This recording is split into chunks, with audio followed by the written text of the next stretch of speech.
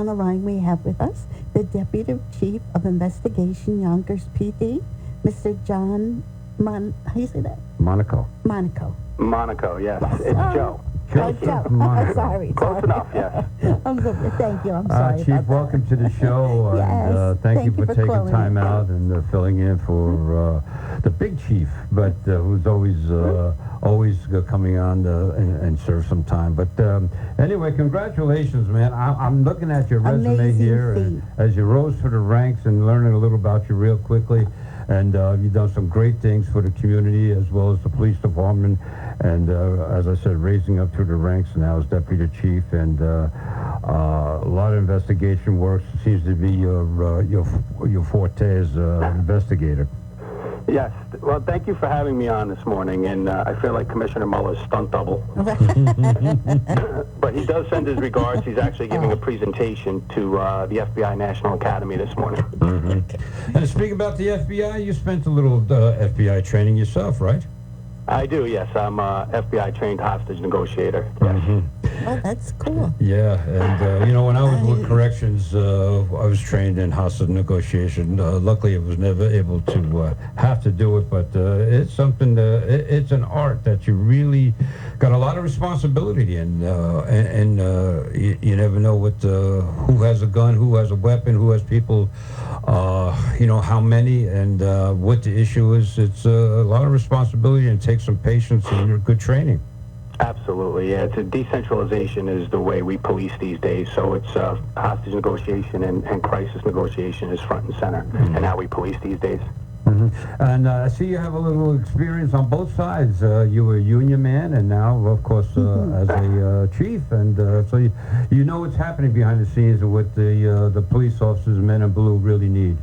I do, yes. I've been very lucky and blessed in my career, and thankfully worked for some great people like Commissioner Mueller, and Mayor Spano. So I've been blessed, yes.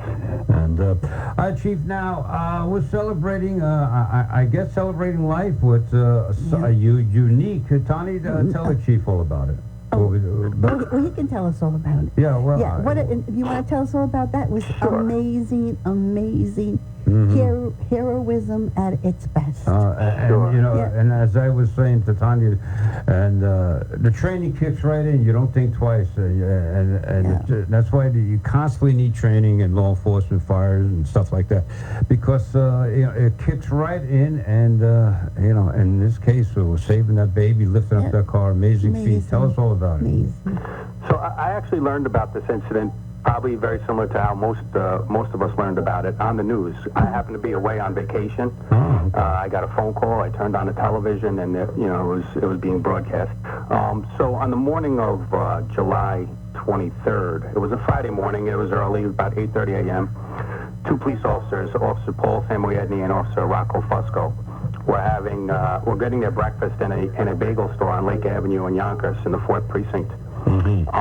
At that time, a woman was crossing the street, Myrna Nunez, and she was holding her daughter, Leslie, baby Leslie, at the time. It was only a few months old.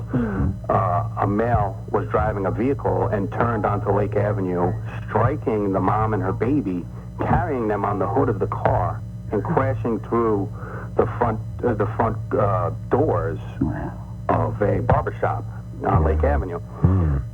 So there were several witnesses in the area, and the two police officers, like I mentioned, a store or two over. So they heard what happened. They heard the loud crash, obviously, and they ran next door. Immediately activated their body cams. They ran inside, started moving debris around, and got to the front of the vehicle. And at that time, speaking to Paul and Rocco, they didn't know there was a baby under the car. They were able to pull Mom out. They were able to move some debris, and they heard the crying, and they were able to lift the car with the help of some good Samaritans in the area, one of whom I know personally, Mr. Mike LaRusso. And I've known him from growing up because I grew up in that area as well. And they were able to miraculously lift this vehicle off of baby Leslie and save her. Amazing. All of this captured on our body-worn cameras. Just amazing. Yeah.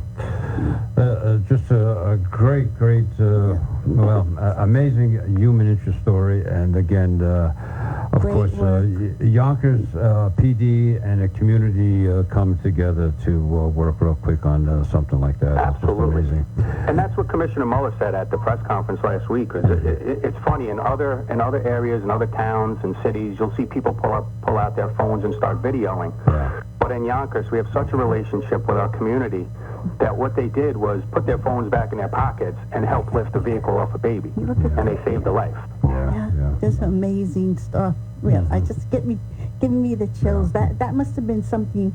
The meeting, everybody meeting for the first time. Yeah. We can't stress how proud we are of our police officers, our supervisors, and our community at large. I mean, these good Samaritans that help, these police officers probably wouldn't have been able to do it alone. Right. And I bet you they just feel like, hey, it's part of the job. We did our job, and they don't really feel like heroes. They just say, hey, we went out there, we did our job, and to the best of our ability. And again, the community coming And out really, aside and saving a life like that. And to see that little baby, to see her grow up, probably to meet her, I mean, to know that you're responsible because that baby's going to have a good life because of what they did. Yes. Because of the heroic actions. That's just Absolutely. beautiful story. Yeah. Beautiful story. And Chief, while we're not subject of training, I'm sure you're a firm believer in as much training you can get for police officers constantly. As much training as we could possibly get, we would love to have it. Yes, we train. Yeah, and of course, always, and I hope Mayor Spano and the government there, as well as other governments, try to give the police officers the best resources there are to assist in your job in this crime fighting, because we've got to stay one step ahead of these criminals. Absolutely, and we're so lucky in Yonkers with the current administration and Mayor Spano and our city council. They do provide us with what we need, and we're very proud. Chief, and talking to Deputy Chief Monaco, gangs, and it's no secret that there are gangs in Yonkers, and I'm sure you have a background in investigation work with gangs. What's the latest on that? They have their own language, and you got to stay on top of that. What kind of training your department goes to try to relate and combat these gangs? So we have a dedicated division of detectives, hardworking, proactive detectives that conduct investigations and assist our major case detectives in cases where we think there may be some organized crime activity or organized crime component. So gangs and crews, neighborhood crews, but we nip it in the bud in Yonkers. We don't let it blossom and become a persistent problem that can really plague a neighborhood. We won't let it get to that. Okay. Yeah, well, thank you for all that you do. You guys are always there when we need you. Thank you for your service, and thank you for calling. It was so nice to have you join us. Yonkers PD, one of the best in the state. We thank you so very much. Thank you very much, and thank you for your support. We appreciate it. And thank shout you. out to Frank. Yeah. Thank you, Frank, for helping me set up this call. Yes, Chief Joseph Monaco, Yonkers PD. All right, we got to go. 20 minutes after the hour. Thanks, Chief. And be right back with you. This is WVOX.